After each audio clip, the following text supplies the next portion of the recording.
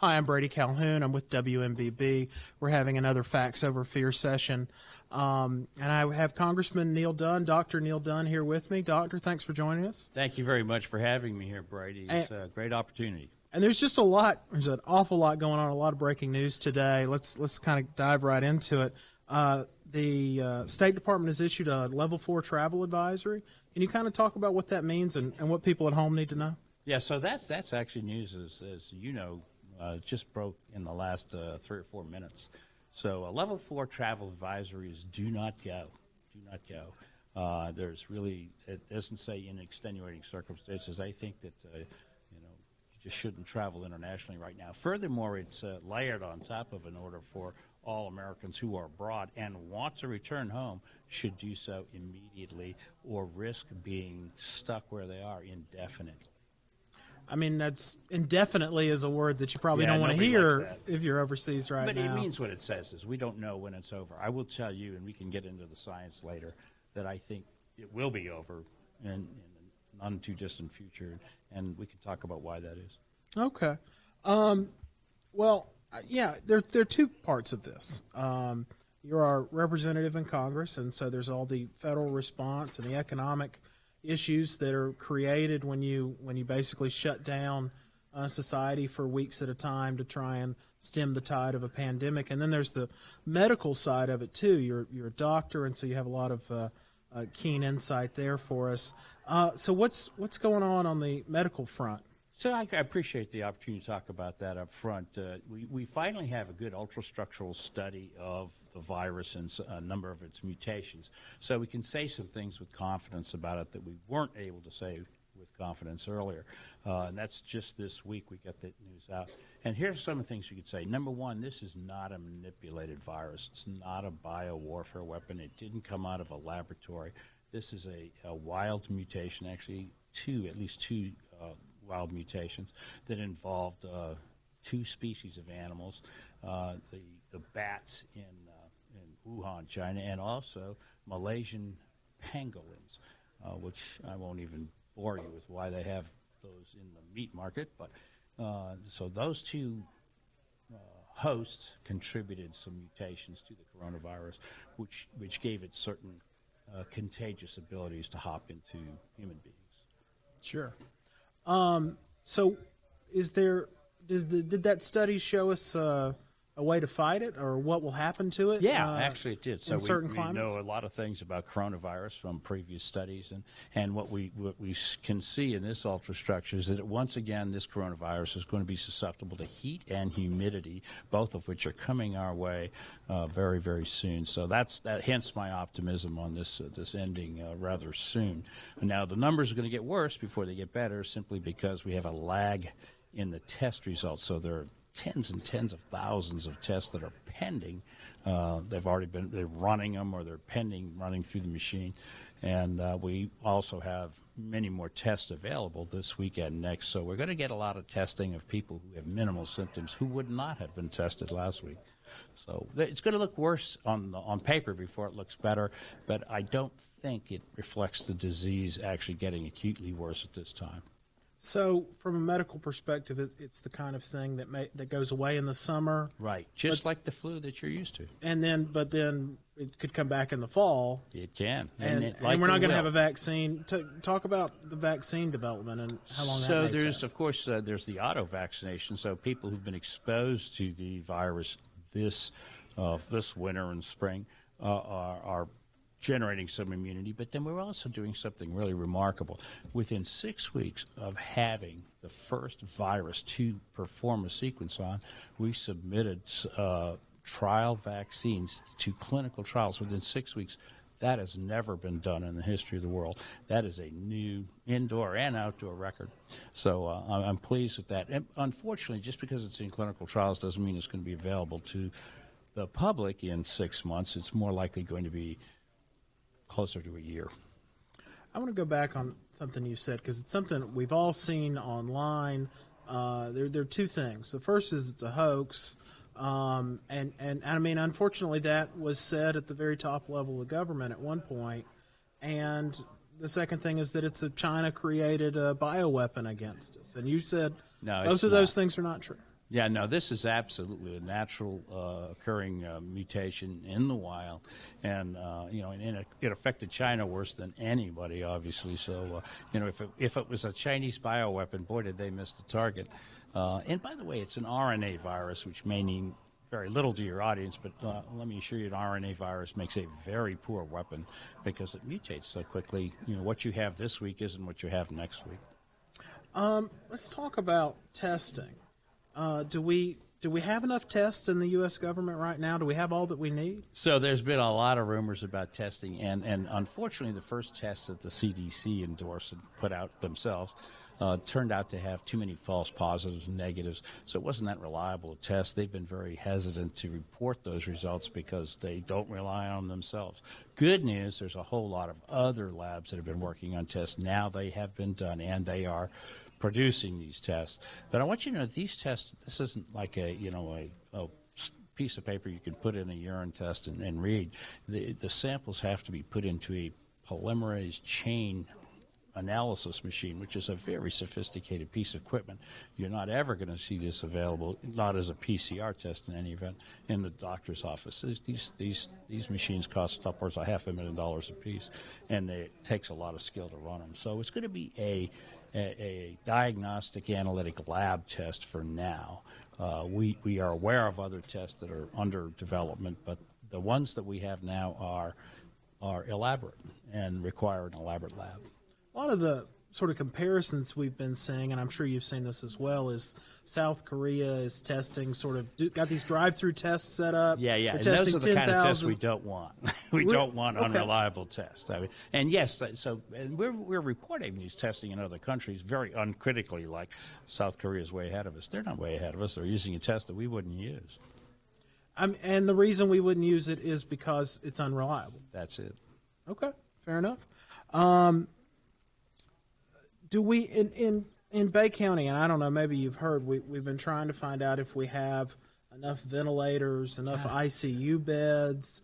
I mean, have you heard any numbers on how many ICU beds there are in Bay County? How many? Then, if we have an outbreak, and we've been very fortunate so far, we haven't really had an outbreak that we're aware of. But do we have the stuff we need? So I think we do. Let me go a little bit larger than Bay County. I know that's your interest, but the numbers that I collect tend to be national. So if you allow me, I'll use those. The United States has more ICU beds and more ventilators per capita than any nation in the world. By way of comparison, we have already extant like 37 to 38 ICU beds per 100,000 population, compared to Europe's, which is less than 4 ICU beds per 100,000 population. So we're looking right at 10 times the number of ICU beds per capita across the United States. And by the way, we can surge much higher than that by using our operating rooms and a lot of other clever things that I'm watching hospital administrators and staff do all over the country as they repurpose rooms for negative pressure, positive pressure, and pull the ventilators out of the operating rooms and use them there. So I think we can surge much higher than that, but we're already 10 times ahead of anybody else in the world, and everybody else is behind Europe. So I think the news is good in terms of our abilities there. Okay. One of the things that's been going on today is that beaches are closing. As a medical professional, do you think that's a step that we need to be taking across the state? I have mixed emotions on that. I mean, so somebody who's, let's be honest, my age has special susceptibility to this virus and is much higher risk of actually dying from the virus. Having said that, the young men and women who are on the beach right now probably are much less likely to get serious disease than somebody with more gray hair. And the other thing is that this virus, again, we did the ultrastructural analysis on it, it tends to degrade in warmth and in humidity, both of which the beach has in abundance. So I have mixed emotions about that, and I think it goes towards the conversation we had earlier about there are economic ramifications as well to this disease.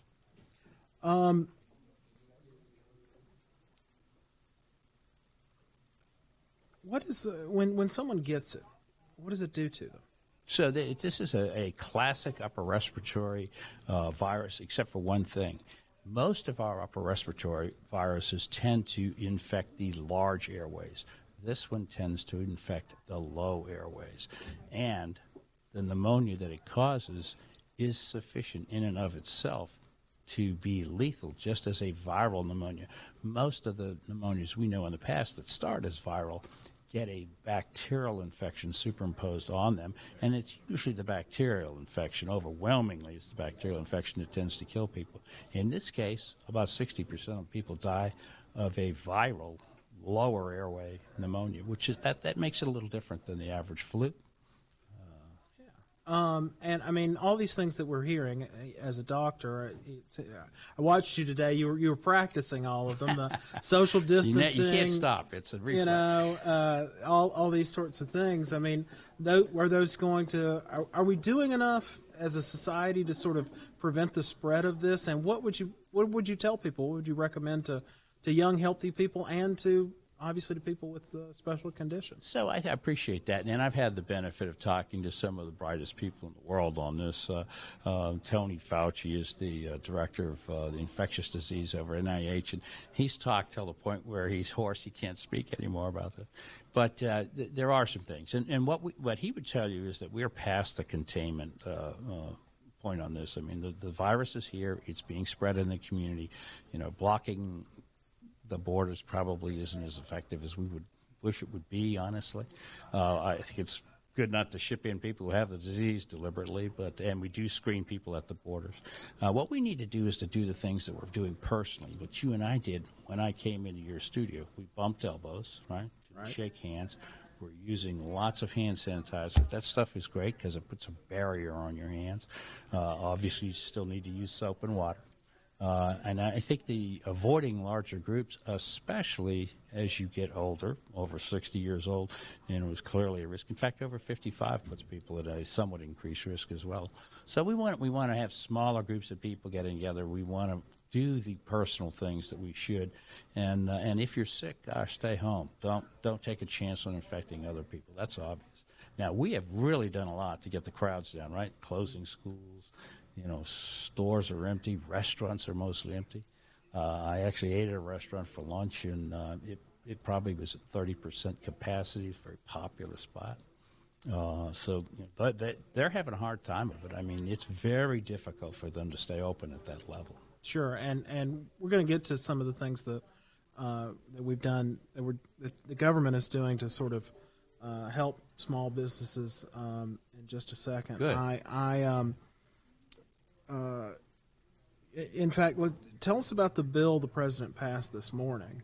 So the president signed this morning. It was passed in the House and so that was the passed in Phase the 2 Senate. bill. It was intended to help small businesses. That was the aim there, and by the way, their employees. So the two basic motivations on that bill. One is to make sure that the employees don't lose their job, don't lose their paychecks, and the employers aren't the ones who are forced to carry these people for 2 weeks. It's kind of like 2 weeks of paid sick leave for everybody in the country who's employed.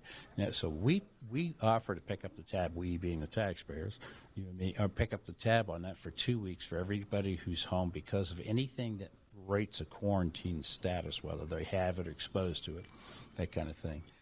So the first 2 weeks are free for the employers. That's good. I think that gets us enough breathing room where we can look at things and say, what are our real numbers at that point? Then there's some other things that are in there because he declared disaster that are especially good for small business owners, sort of those bridge loans. Now, bridge loans come from the state, but they're very, very available from the state, and I want to give a call out to the state administration. DeSantis' administration has done a great job making these things available. And it's $50,000 to virtually any small business employer, 500 employees or less, to immediately help them with their problems. And the SBA comes in behind that state program and can lend up to $2 million per small business, almost not immediately, but very quickly. So that's that bridge. Think of it, if you will, as the golden hour in trauma, that if you can keep somebody alive for an hour, get them to the hospital, they're probably going to live. And that's sort of what this is in an economic sense to these businesses. One of the questions we got on our Facebook page when we asked folks to, we told them you were coming in and what questions they have was how do I apply for that? I guess it was probably somebody who maybe was told to stay home for 14 days, and they want to know right now, is their employer going to pay them, or are they going to have to ask the federal government for the money, or how's that going to work? So actually, and the machinations of that are actually the employer has to pay the employee, but then the employer gets reimbursed by the government. Now, we want to see that employer reimbursed within a week or two. Right now, the mechanism that exists and that we're all familiar with is quarterly tax estimation filings, and that's not nearly often enough. The Secretary of the Treasury knows that. He's working very hard to make that a weekly option. You do have to get your payroll administrator, whoever's taking care of your payroll, has to kind of get on board and enter the data. So that's something that everybody's going to take a keen interest in their payroll administrator for the next few weeks. It's going to be a very popular person in the office. That person is going to get a lot of love. Hopefully, it's love. Now there is a second bill that was passed by the House. I believe it's with the Senate now. That was the second. That was bill. the So second the bill. third I apologize. bill is What's the third bill? Hanging out there. This is the one for the big economy.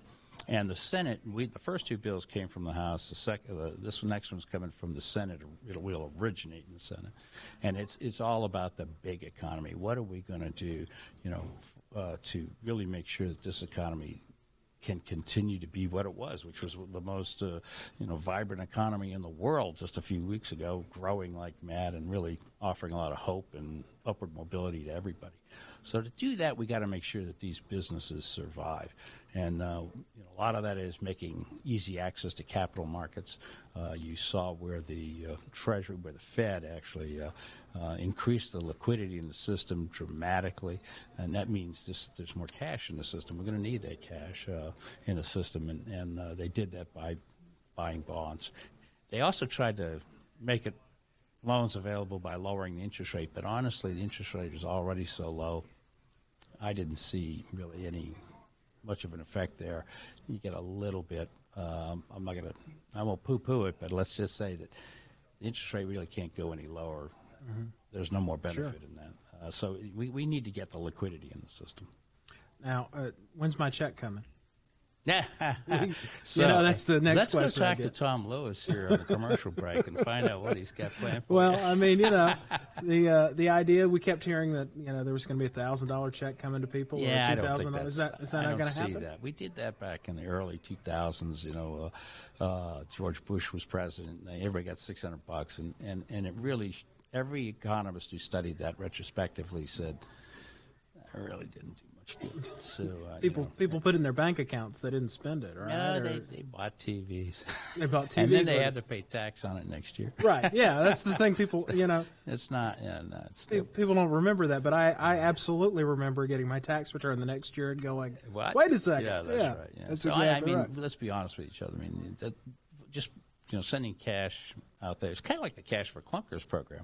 What a waste. I mean, we knocked out the used car industry. We knocked out the auto parts industry, and it didn't make any difference to the rest of the economy. And that was a $12 billion mistake.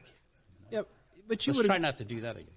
And I don't want to press this too much, but you would agree with me. There's obviously people who've lost their jobs right now or are losing their jobs who need to know how they're gonna pay their mortgage and pay their bills. And, we're trying to seriously incentivize the employers to keep them. We think this economy can jumpstart very quickly if we see the downturn in the disease incidence, and the springtime comes, it warms up, we get some spring rains, we're back to the races. Now, let's say it's going to come back again in September, but I don't think it'll be as bad, and we will be far more ready. One of the most promising things, and I'm slipping back to the medical side here, one of the most promising things is the sheer breadth and number of people who are working on therapeutics, that is medicines like antibiotics but antivirals right now in this disease. And I've talked to a bunch of them, and I have to tell you, very, very impressive groups who've got a great record behind them. And we did, by the way, in the very first bill, we funded them generously to do that research. The big fear I think that people have is that the shelter, and don't let me put words in your mouth, but that the shelter in place and kind of what we're doing, we're shutting things down, we're stopping people from, we're asking people not to go places, we've shut the schools down, all this kind of stuff, that was going to, right now it's sort of at 2 weeks or a month, but it was going to last much longer than that. That we could be waiting 18 months. No, And so what's So, how long do you think these things will last? So let me address it first. So I think you're right that when we've got everybody, we literally have asked them to stop working, and they have, and that's a sort of voluntary, for the most part. Some states have actually made laws on it. And let's just say this is a voluntary stopping of the economy, and it's about 50% of the economy has ground to a halt. So that's not a recession. That's a voluntary stopping of the economy. Now, that's okay if it gives us a good result medically, but we got to get this thing started again before too long, because pretty soon that turns into a recession if we don't get it restarted. And I think we can reasonably intelligently pick sectors to start bringing back up pretty quickly once we start seeing how the virus is going to behave in a real spring. And still protect the people that need to be protected. Yeah, we got to protect. And by the way, the people, that's a good point. Target the people who are really susceptible. You got to target people who are 60 and over. They got to take some special care. People who have lung disease, people who are immunocompromised, on treatments for cancer, things like that. They are got to be targeted and protected specifically, or you're going to see the death toll rise. Okay.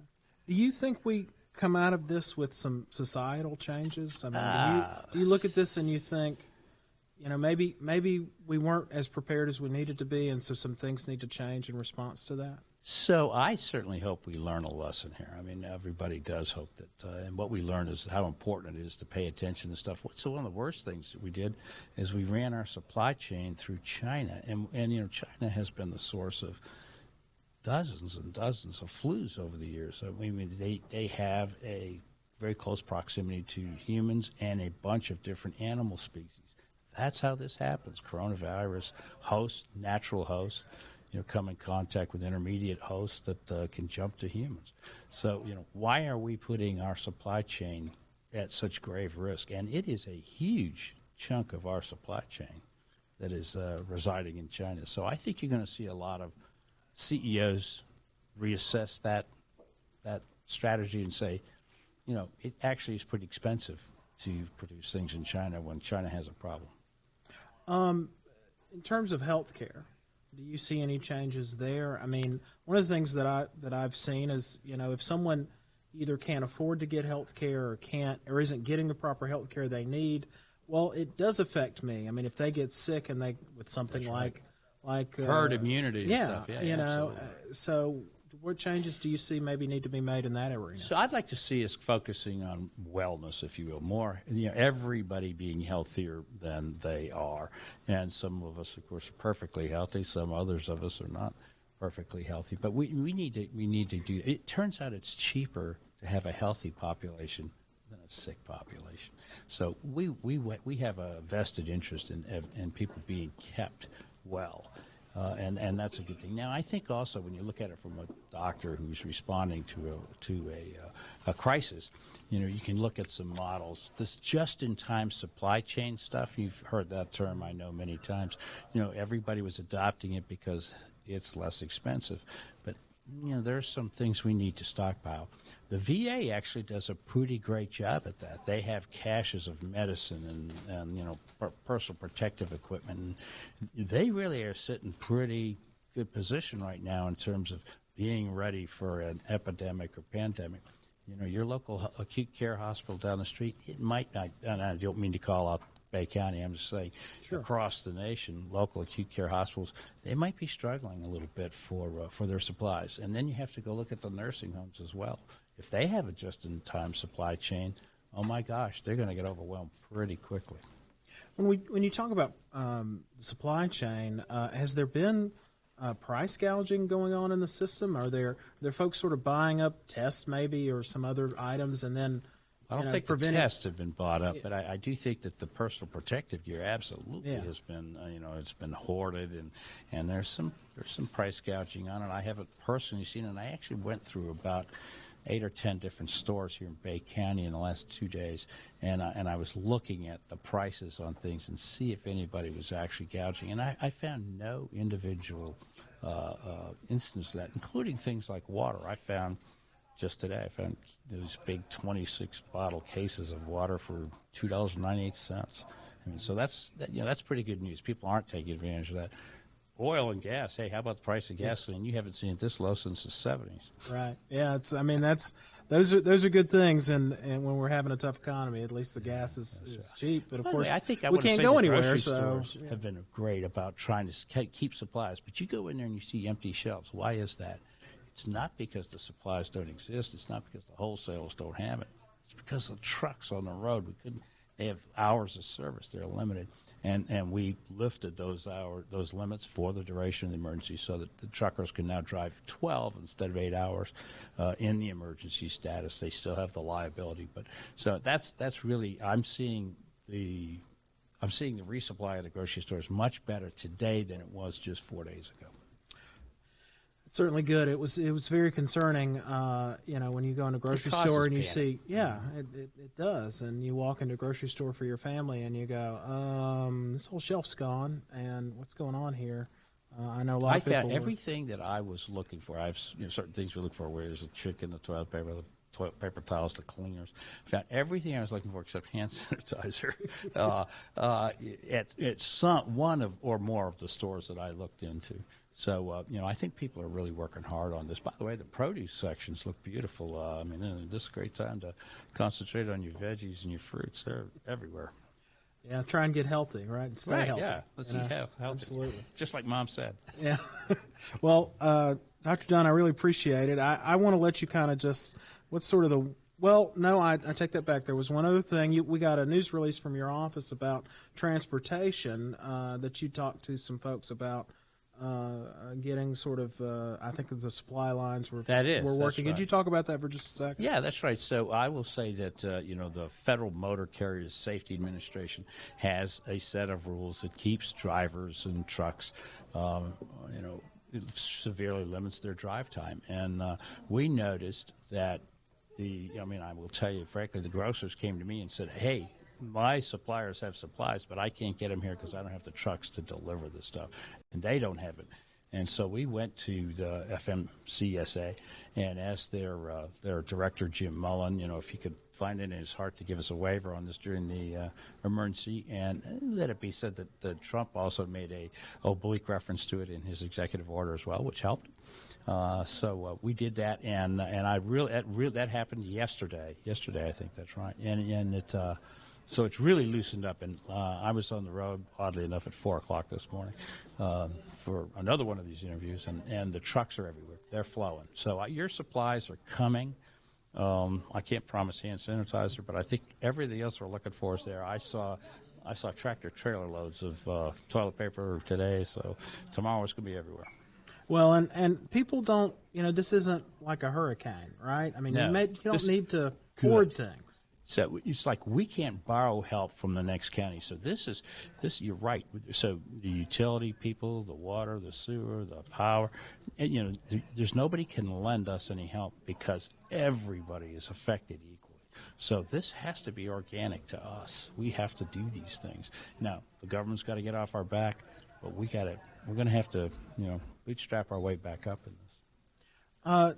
Just let us, anything else you want the public to know, anything you kind of want to get across? I think I would want them to say, look, we're going to have to pay attention to the medical parts of this. We have to pay attention to the economic parts of this, and we're going to have to not panic. So panic doesn't help anything. Thinking it through rationally. There is a way through this. There's good news at the end. There's light at the end of the tunnel. We just got to hold on, be good. And I saw a whole lot of people behaving very, very well in long grocery store lines today. Let's continue to do that. Let's be good to our neighbors. Let's take care of each other.